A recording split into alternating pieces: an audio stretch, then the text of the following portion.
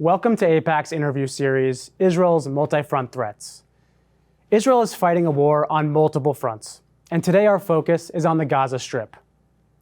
Israel's operation in Gaza has three clear objectives: destroying the threat from Hamas, removing Hamas from power, and freeing the hostages. But the urban environment in Gaza and the nature of Israel's enemy pose immense challenges to the IDF. In fact, this is a war being waged in historically unprecedented conditions. Joining us today is America's top expert on urban warfare. He's an award-winning scholar, an author, former combat soldier, and serves as the chair of urban warfare studies at West Point's Modern War Institute. Retired Army Major John Spencer, thank you for joining us today. Well, thank you for having me. Major Spencer, you've written extensively about how Israel's war against Hamas is truly unlike any other in history. So from your military perspective, why is this war in Gaza so unique? I mean, there are actually many variables in which the war, not the battle, but the war that Israel waged against Hamas after October 7th is unlike anything in the history of warfare. Firstly, and very significantly, is that Hamas spent 16 years, if not longer, building underground networks ranging from 15 feet to 300 feet underground under all of the civilian areas for the sole purpose of using the civilians as shields and trying to get as many civilians in a war killed. Just that fact alone of like 400 miles of underground tunnels, for only military use, is unique in war. There have been other situations where there have been tunnels, but none built on purpose under civilian areas to use a strategy in which the strategy isn't to hold the ground. It isn't to defeat the attacking enemy. It is to cause as many civilians to die and for the international community to get Israel, in this case, to stop. The other aspect is the size of the enemy. So 30,000 defending Hamas terrorists.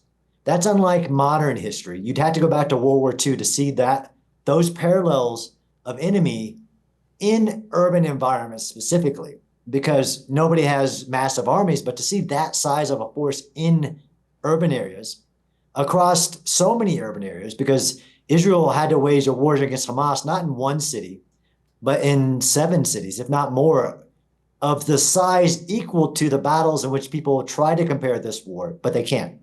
Next is to hostages. There's no war that I have studied where there have been that scale of innocent civilian hostages, from babies to Holocaust survivors, being held in the combat environment while the war is going on. There are cases of prisoners of war being held in the urban environments, like in the Battle of Manila, but not that level of civilian casualties. And then lastly is the rockets. I have never studied a battle in which the military who is attacking the enemy force has to deal with the fact that there are, at this point, over 12,000 rockets going over their heads, hitting their homes behind them, which is also the proximity of the context of this war that is very unique and makes what would seemingly be insurmountable odds against the IDF, who is also a law of war following military. Because to compare it against another military who doesn't follow the laws of war would be inaccurate. You touched on a lot of pieces there, and you've written about all of this extensively, as we mentioned. Our membership across the country has been reading what you've written and seen you on newscasts as well, talking about everything you just said. I encourage everyone to continue to read what you've written.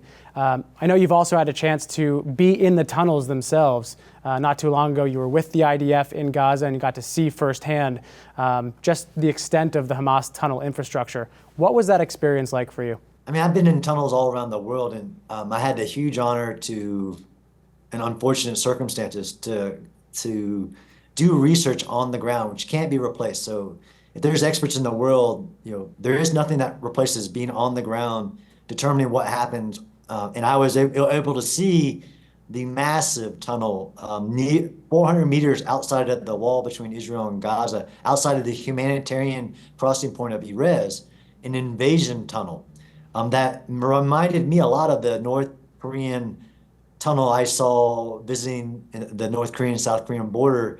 But this massive tunnel that goes 4 kilometers that could fit trucks and thousands of soldiers, that was purposely designed to invade Israel.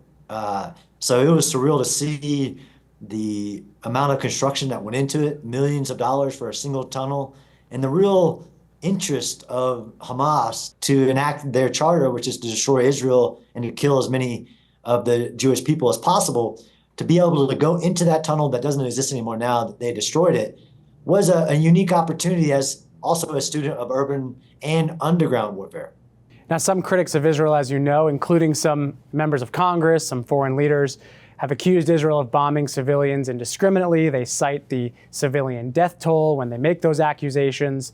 You've studied this, you know the history. How do you respond to some of these criticisms? I, in my heart, hope that those statements are made from ignorance and not intention. But as an expert in this style of warfare, which there are few, it's actually the total opposite, and that those talking points aren't accurate to what's happening on the ground.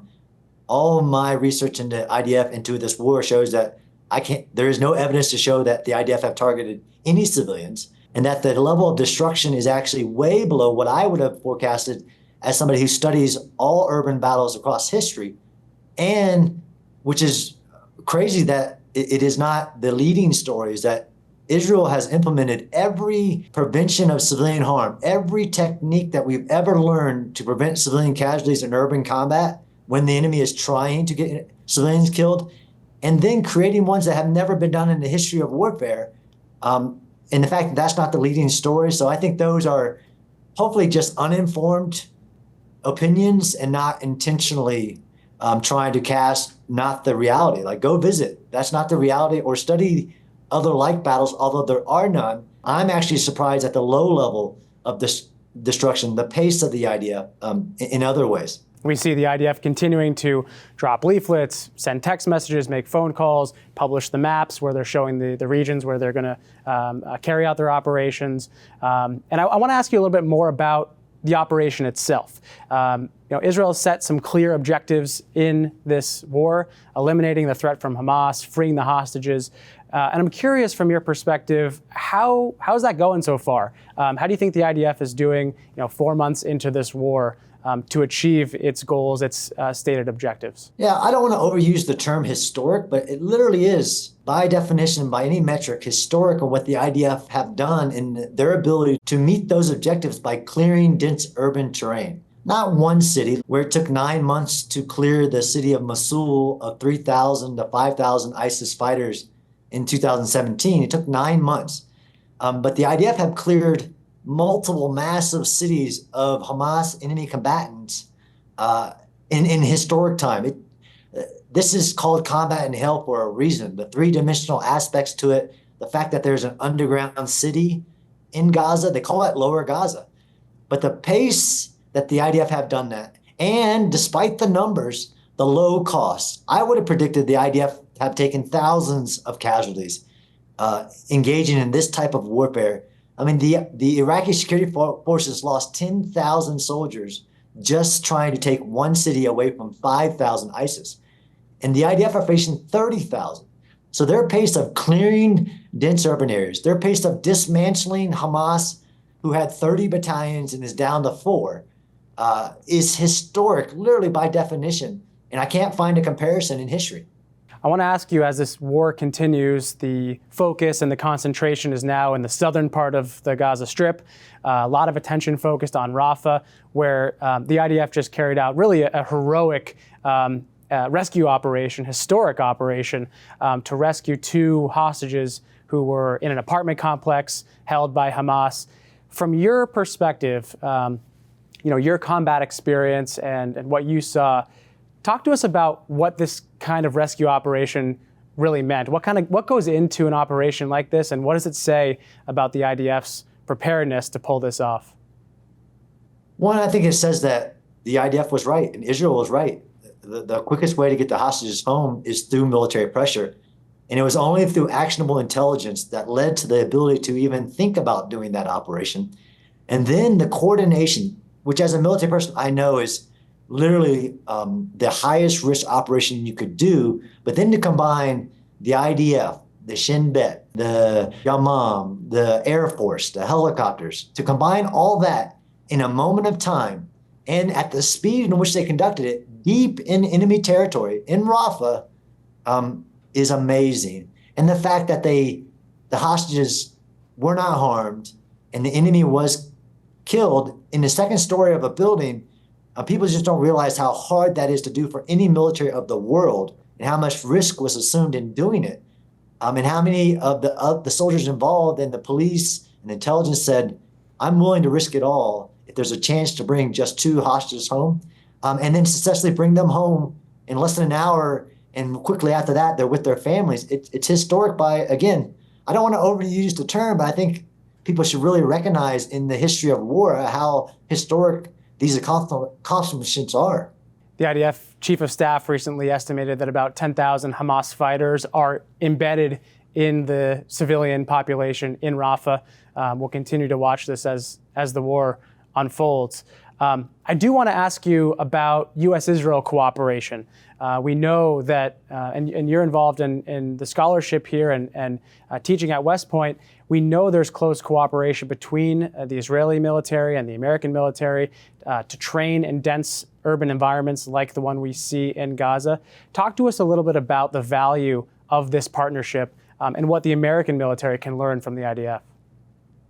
Yeah, there has been a long history of exchange between the IDF and the American forces and other militaries, learning the unique capabilities in which the IDF have put together, both in technologies and in tactics. And this is why I've traveled to Israel so many times, because unfortunately, Israel has been faced with so many enemies in the most complex environments like this dense urban combat, that they have developed unique capabilities and have unique training sites and they are open and they have exchanged that information with U.S. forces.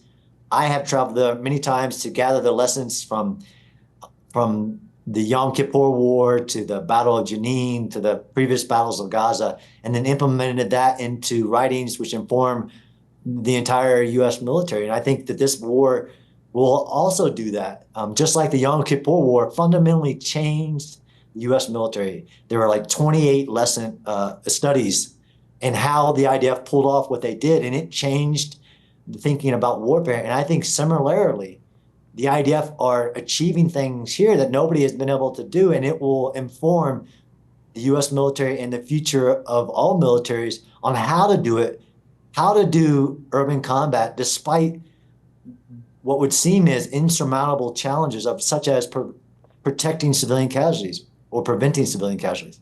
Major John Spencer, thank you so much for being with us today. Your analysis, your insight, your perspective are extremely valuable for all of us who are watching, so thank you. Well, thanks for having me. As this war continues, support from the United States is essential to ensuring Israel has the resources it needs to win. And we have a vital role to play. Please take a moment to contact your elected officials by texting Israel to the number 24722. Thank you so much for tuning in, and I look forward to seeing you soon.